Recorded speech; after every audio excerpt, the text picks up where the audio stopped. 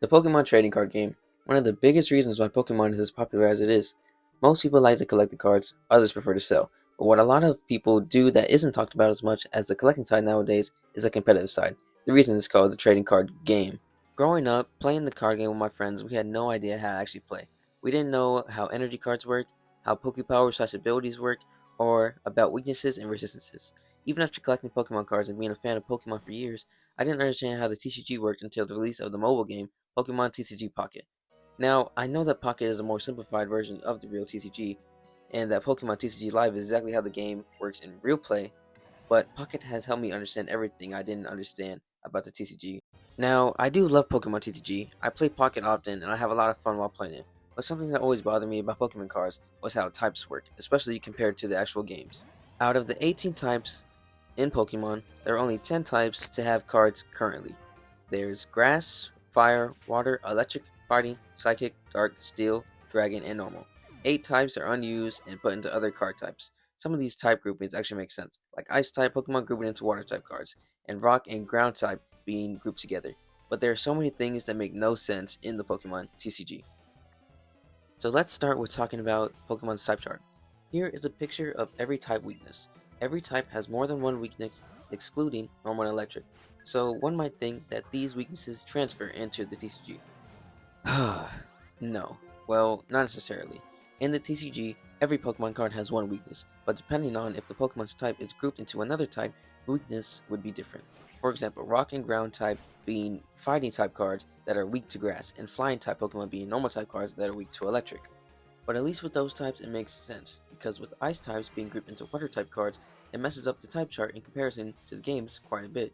What does make sense here is that Ice type Pokemon are weak to Steel type cards, but in the TCG there is no technical Ice type, just Water type cards. So because of the type groupings, we have Water type cards weak to Steel whenever Water actually resists Steel, and you have Water type card of an Ice type Pokemon that gives weakness damage to a Fire type card whenever Ice type Pokemon are actually weak to Fire. Even with two types as elementally similar as Water and Ice grouping together, it causes a lot of problems with the real type chart of Pokemon. Now, I've mentioned it a little bit before, and that's Fighting type cards, which group together Fighting, Ground, and Rock type Pokemon. Now, I think we can all understand why Ground and Rock were grouped together, as they share two weaknesses and are very elementally similar. So similar that a lot of people feel they should be just one type called the Earth type. Which, if you want to talk about something that really disrupts the type chart, that's a big thing that would be awful to fix, but nonetheless. Now, it makes sense why they would want to group those two together, but why put them in the fighting? Because they're all brownish? You guys picked the colors for the types. Why did it have to be a brown or orange? It could have been any color. So that isn't really a good reason to group these three. Otherwise, I can't really think of a good reason to group Rock and Ground with fighting right now. But let's go on to how well this parallels from the TCG to the games. It doesn't. The way you have fighting type Pokemon weak to Psychic like it should be, but also because of ground and rock type Pokemon that are fighting type cards, it's weak to Grass, which fighting type is neutral to. And something that I haven't mentioned yet is that bug type Pokemon group into grass type cards, so that means a bug type Pokemon that is weak to rock can do weakness damage to a rock type Pokemon because it's a grass type card. A lot of sense is not being made here. Also, let me mention another type weak to grass, or at least some of them, which is dark. Only dark type cards that are weak to grass are actual dark type Pokemon, with poison grouping into dark, but we'll get to that later. Because dark is weak to bug, and bug groups into grass, like we already discussed. So because of bug grouping into grass, which is actually strong against grass, but I guess grass is the closest thing to bug to group into, since they share two weaknesses and are both green, but that also makes it to where grass types not only have advantage over fighting type cards, but dark types too, which are two types that don't have any relation with grass, but because of the type groupings, they now do. Another problem with dark type cards is the way poison type Pokemon group into them. Poison type Pokemon become dark type cards and are weak to fighting type attacks. A dark type weak to fighting type, not out of the ordinary, but a poison type weak to fighting, that is not how it works. Poison type resists fighting type, but poison type Pokemon are weak to fighting type since ground type groups into fighting, and poison is weak to ground. Also, poison types do super effective damage towards psychic types nowadays, when it should be the other way around.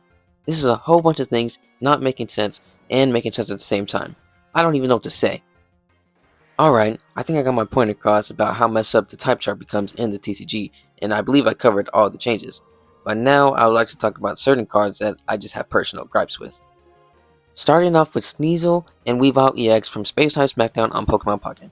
Now these guys are dual Dark Ice types, which means they are 4 times weak to fighting, but the TCG doesn't have dual type Pokemon, except for that one time. The same Pokemon can have different cards with different types, if they are dual type Pokemon, like Metagross having both Psychic type cards and Steel type cards, or any dual Dragon type Pokemon, which we'll get into later. But let's get back to the Sneasel line. Now, these cards are weak to grass because dark types are weak to bug, and bug groups into grass.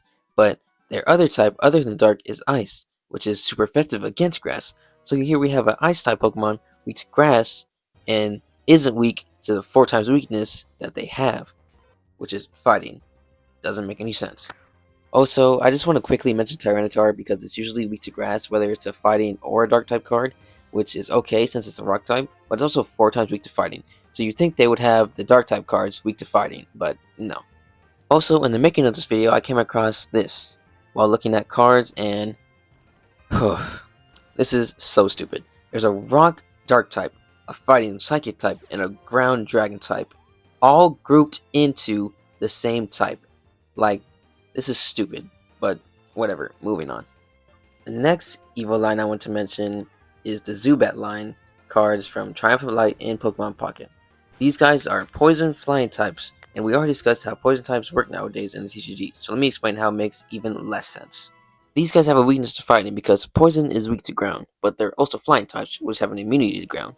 And since like poison, flying is also resistant to fighting, so the only way these guys being weak to fighting would work is with rock. The flying type cards are usually weak to electric, not rock, and multiple Zubat line cards in the past have been weak to electric and resistant to fighting, so there shouldn't be any reasonable reason why the Zubat line cards are weak to fighting. The final cards I want to talk about are the dual dragon type Pokemon that aren't dragon type cards. Cards like Palkia, Dialga, Garchomp, etc.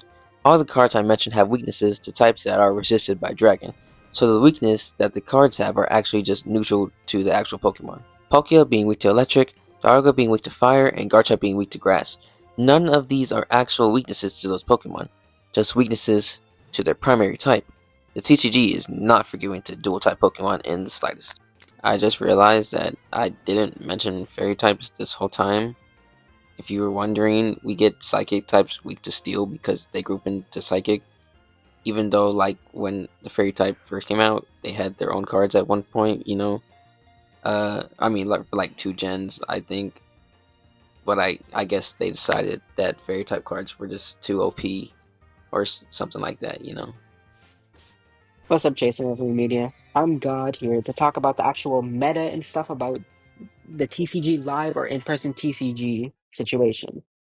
Now, as somebody who actually plays in real life the card game, I want to actually talk about some cards that I really just find annoying or cards that are just good in general. Starting off with Charizard EX from Obsidian Flames. I just hate this card. I don't know if because it's Charizard, it's just Game Freak's poster child and shit, that they made this card broken, but it is just broken. Its ability allows you to search for 3 fire energies when you evolve it and attach them in any way you want. This makes it so you can instantly attack with the Charizard EX because its attack only needs 2 fire energies. That's just annoying because you don't even need prior setup. You can just rare candy evolve it instantly. Now its attack, Burn in Darkness, for 180 damage, does 30 more damage for each prize card your opponent has taken. Meaning you just win by losing. If you play Charizard, you win by losing. Because you just have to let your opponent take prize cards over and over, and then you can just win. It's so stupid. The only thing that saves this card from being extremely broken is that it's weak to grass types. And there's a lot of good grass type attackers out there. Teal Mask Ogerpon, Superior from Black Bolt and White Flare. There's a lot of good grass type attackers. So this card can get shut down, but how easy it is to set up, it might not even matter. Now looking at another annoying card, we have Dragapult EX from Twilight Masquerade.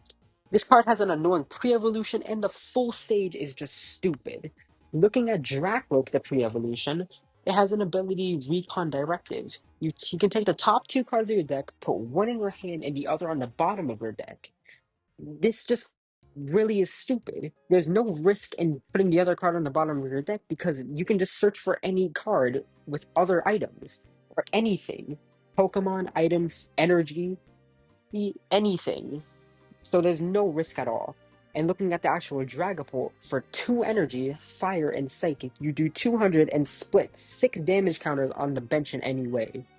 Now, this card does get countered by stuff like Shaman from Destined Rivals by making it so that your bench can't get attacked. This card is still annoying, and it's yet again easy to set up. One Crispin can set this thing up in 1 turn. Also, the A-Spec Sparkling Crystal or the Luminous and Legacy energies make it so that you don't even need one of the required energies. But 200 is just a crazy number. That's enough to even two-shot or one-shot a lot of cards, especially when they're fully set up.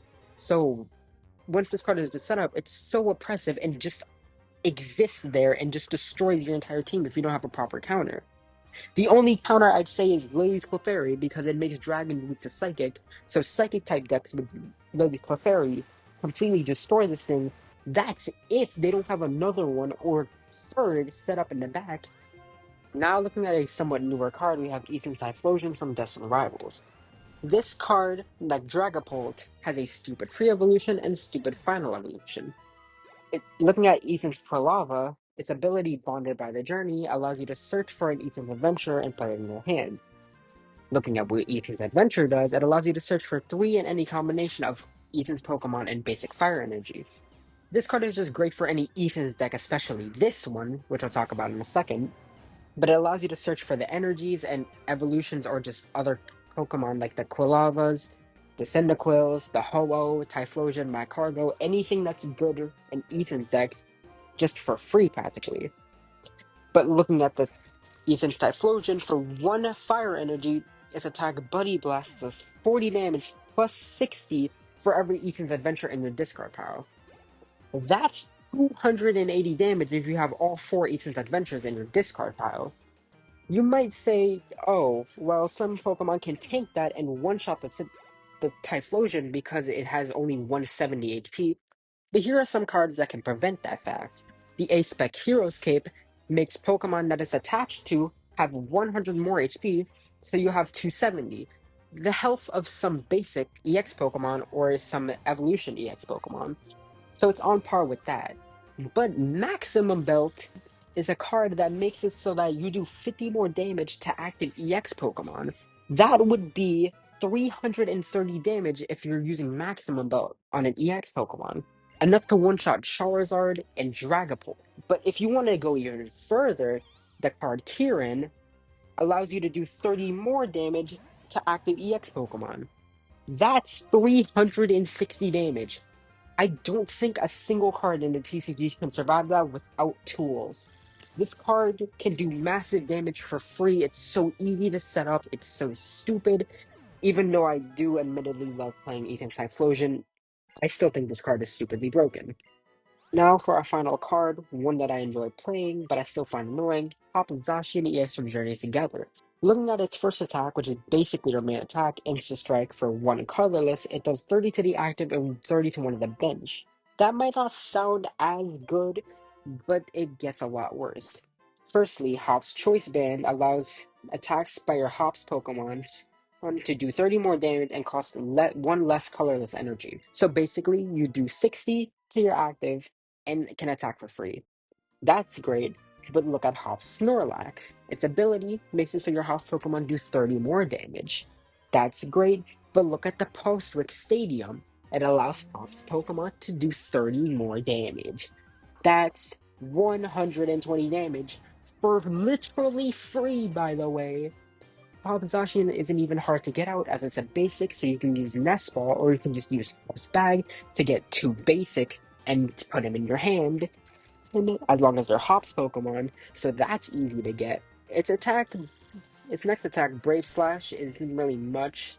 3 metal and 1 colorless, technically 3 metal if you have the Choice Band. Does 240, but next turn it can't use Brave Slash.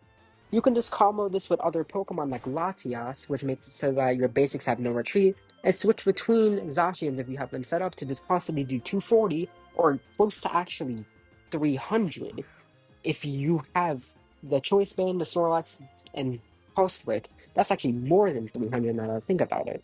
With that, that's all the cards that I have to talk about for now in the time that I have about the TCG Live or in-person TCG standpoint on cards that I just find annoying or just are good in general. Alright, thank you guys so much for watching.